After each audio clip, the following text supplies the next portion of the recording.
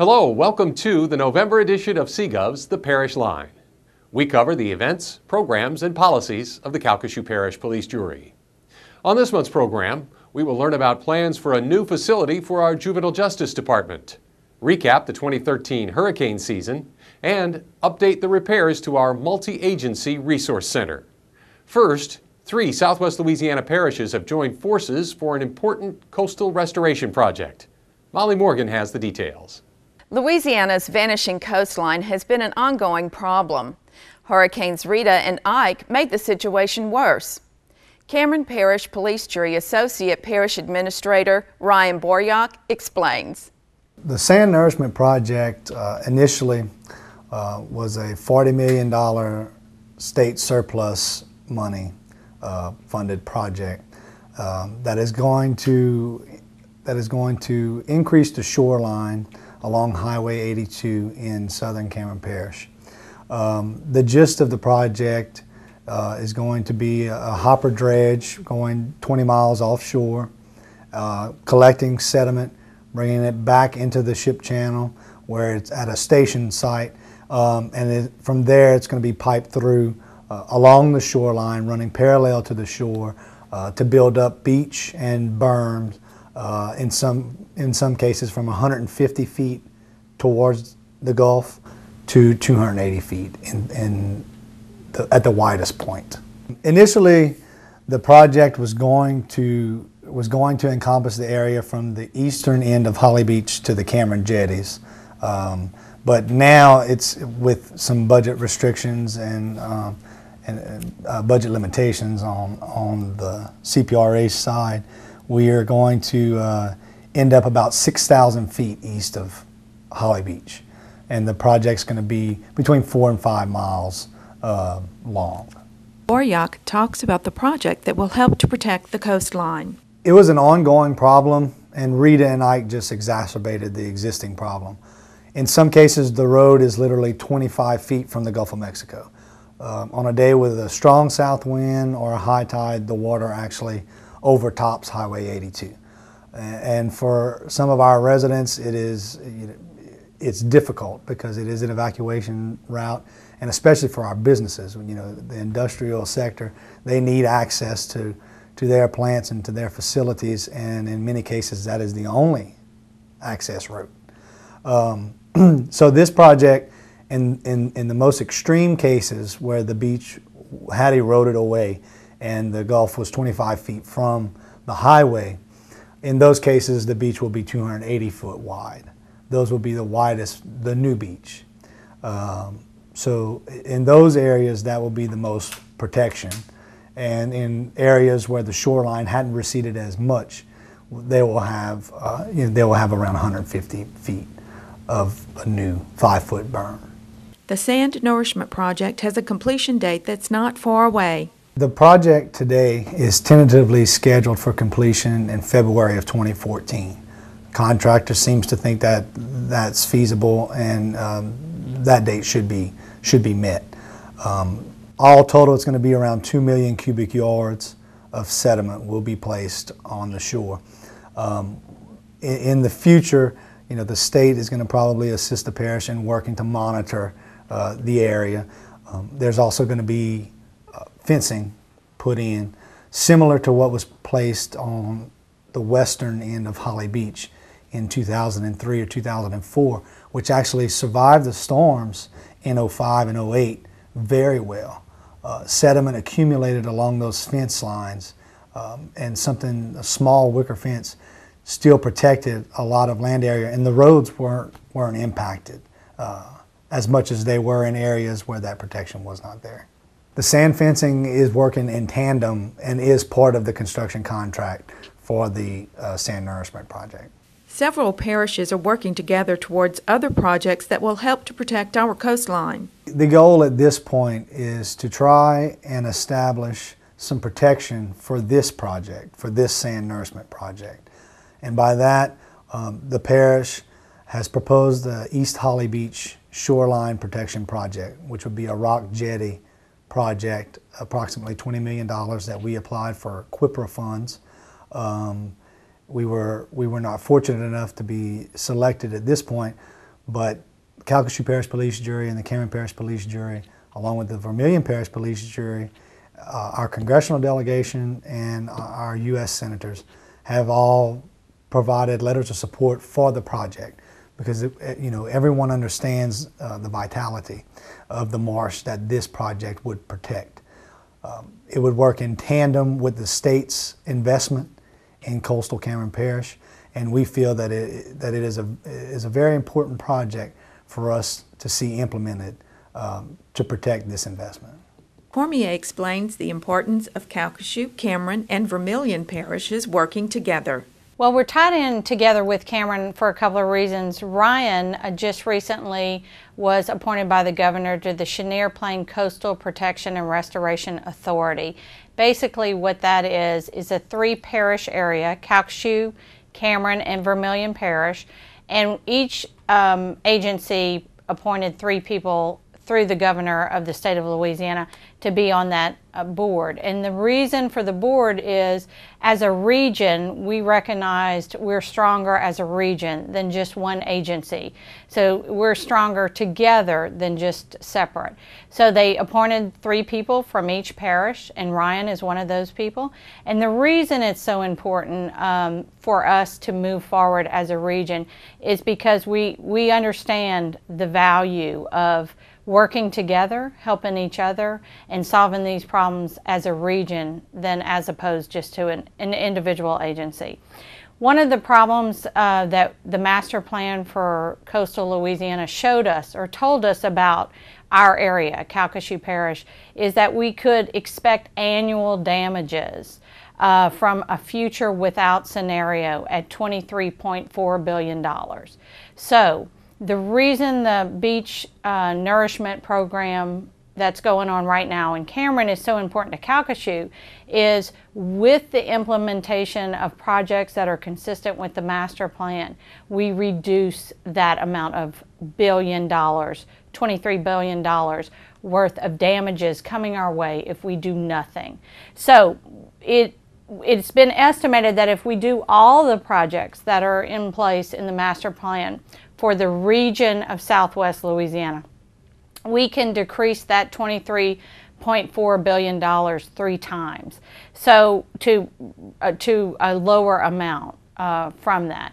So that project that's being done in Cameron is going to help Calcasieu not have to pay in the future, and it's going to help protect. When we talk about our multiple lines of defense, that's our first line because it's on the Cameron shoreline, and then we have Highway 82, and then we have the wetlands in between, and then we might have houses being elevated that might help lower the storm surge. So for what we know is that for every acre of wetland that is created, it lowers the storm surge. So that's why it's so important to have projects that Cameron Parish does, because it helps protect Calcasieu Parish, and it lowers the amount of federal funds that are it's going to lower the amount of damages that's going to be caused in the future. For the Parish Line, I'm Molly Morgan.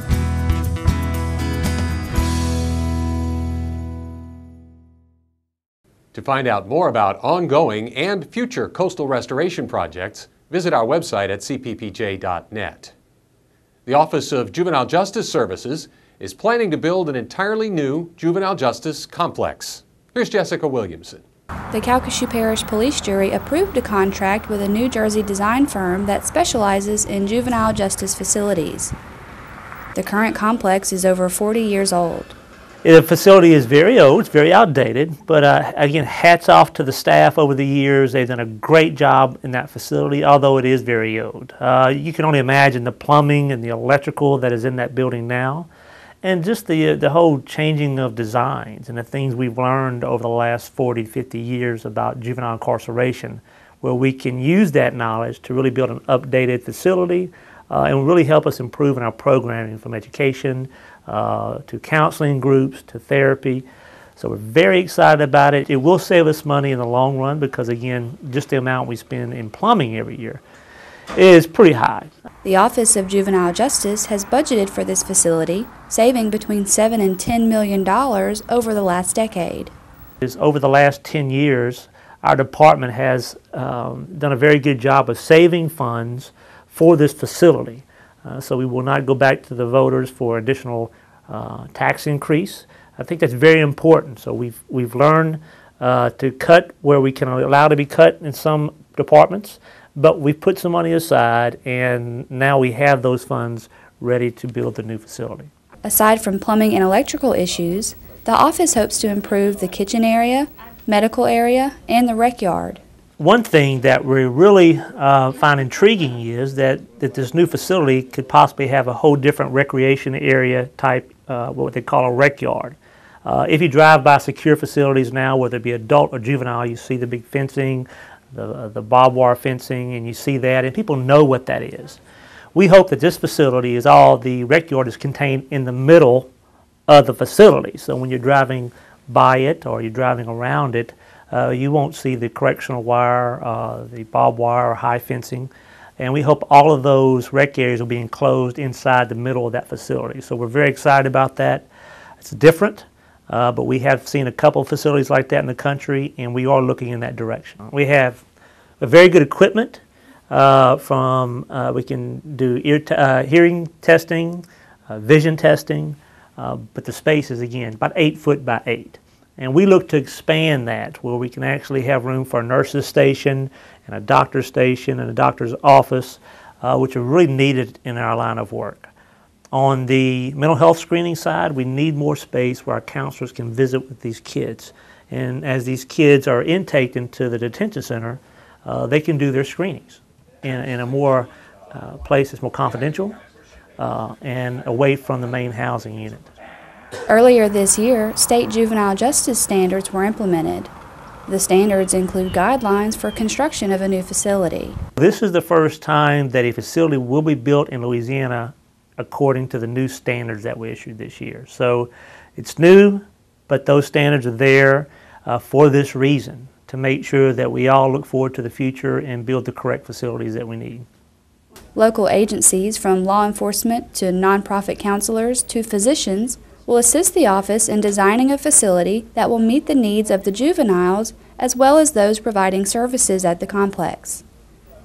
One of the goals of juvenile justice professionals is to create an environment that eases stressful situations. When you're talking about young kids, they're stressed out being there anyway. They've been going through some tough times, might be some family issues that they're dealing with. So one of our goals is to de-escalate their daily life. And not put them in an environment where their stress level rises, because when stress levels rise in 10, 11 years old, it's very difficult to deal with. And we also have to understand that these kids are going to be going back home very soon. And so creating that right therapeutic environment to get them ready to go back home is very important. And I think in order to do that, you just can't go from a hardcore institutional facility straight to home. I think there has to be a transition, and I think that's very important, and it's going to be very important in this new project. For the Parish Line, I'm Jessica Williamson.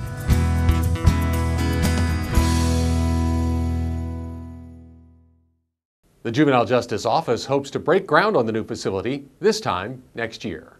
While OJJS makes plans for that new construction project, they are in the midst of a major repair to another facility. The Multi-Agency Resource Center, or MARC, was seriously damaged by fire in August. The expedited effort to get it back in service is underway and going well. Well, the police jury really stepped up to the plate, so I want to thank our jurors first, because they gave us authority to proceed with emergency declaration to start immediate repairs on the MARC. We've actually replaced the roof already. Some of the work of the interior has been done. They're getting the smoke damage out as we speak. But it's going very quickly. We have moved to another place in our building to conduct the MARC processes. It's not the best place in the world, but I will tell you that our staff's done a great job in making sure that the processes and services are delivered to our parish. So it's going quicker than we thought. The MARC is designed to get services to juvenile offenders in a one-stop location and to allow law enforcement personnel to immediately turn over offenders to the juvenile system and get back on the job quickly. The MARC is expedited services, plain and simple. I mean, in years past, it took a while for law enforcement to get the reports to the district attorney's office. The DA would get them out to us, and then we would get an intake officer, to contact the family. At this time, the mark is all about expedited services, and law enforcement brings a misdemeanor offender out to the mark. And so they come out here with an offense report. We contact the district attorney's office, and they're back at the law enforcement's back out on the road within about 12 minutes. So we've become ingrained in the norm, of Calcasieu Parish law enforcement. Officials considered taking an opportunity to make changes to the structure, but decided against it. That question came up, and we really looked at it, and we realized that the MARC planning and design was about a 2-year process.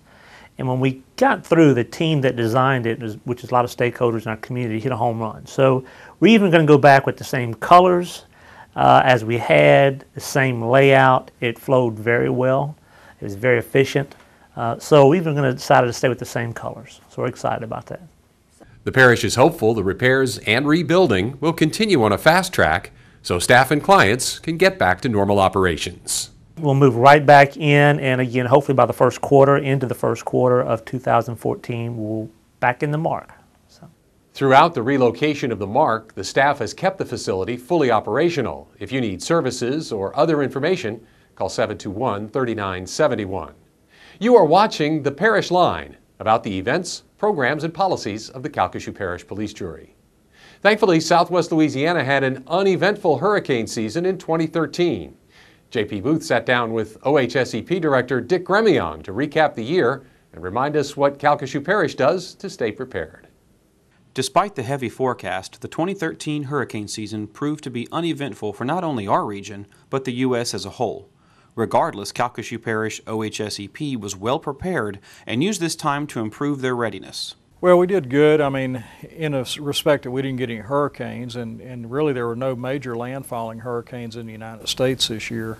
But it just goes to show you can't ever tell. It was predicted to be a busy season, and in some respects it was. There were quite a few storms. It's just that none of them affected the United States. We've had some intensive tornadoes this year, the last 2 or 3 years actually.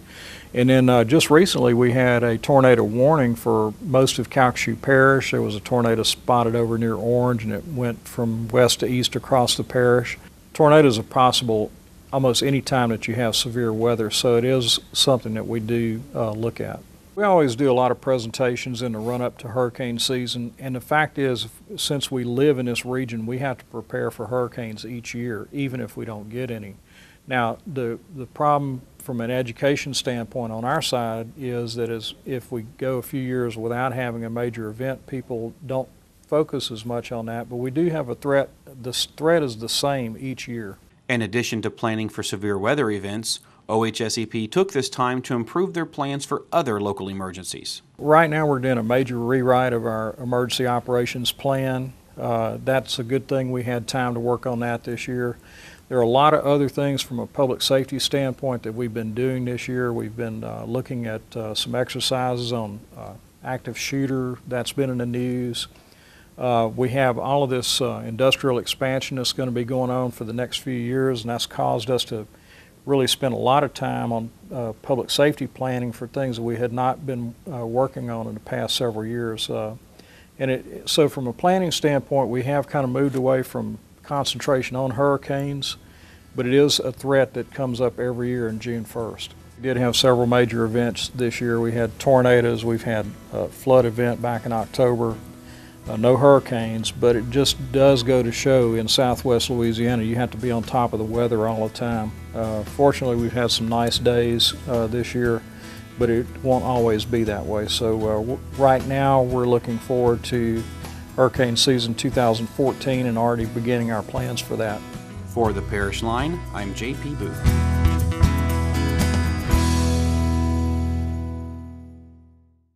The 2014 hurricane season begins June 1st. Seeking employment can be a challenge for some people. CGov's Margaret Higgins recently checked out an event that impacts our area and files this report. Individuals who are qualified and motivated to work are often overlooked due to disabilities. In an effort to educate the public about disability and employment, a job fair was recently held at the Lake Charles Civic Center.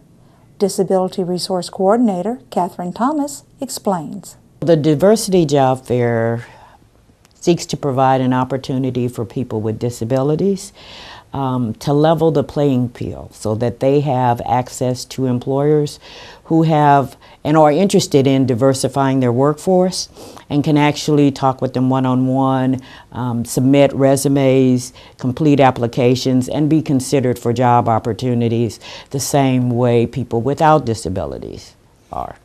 The job fair is a coalition of many partners. This particular one is sponsored by the Louisiana Workforce Commission, but there's a local committee, a coalition of organizations that have come together, of course, including the Business and Career Solutions Center as the chair position, but we also have Families Helping Families, we have the Police Jury Human Services Department, Calcasieu Medical Reserve Corps, the City of Lake Charles, Mayor's Office of Mayor's Commission on Disabilities.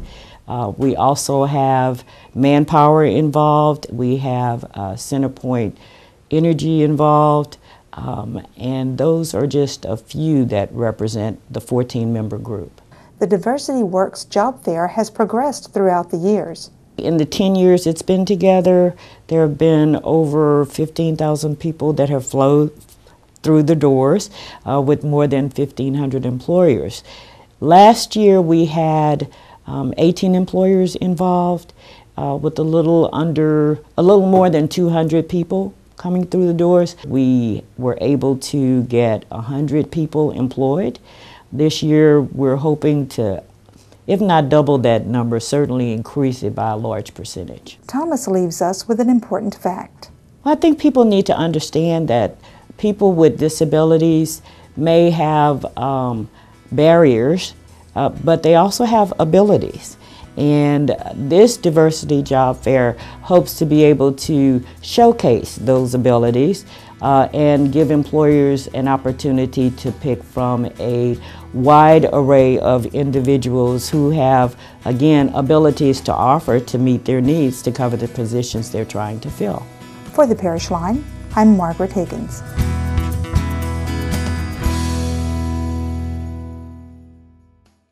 "26 employers participated in the job fair with 299 positions available to fill. The next Diversity Works job fair will be held October 2014. That's our November Parish Line. Thanks for watching. If you'd like more information about any of the stories on the program, visit cppj.net. So long.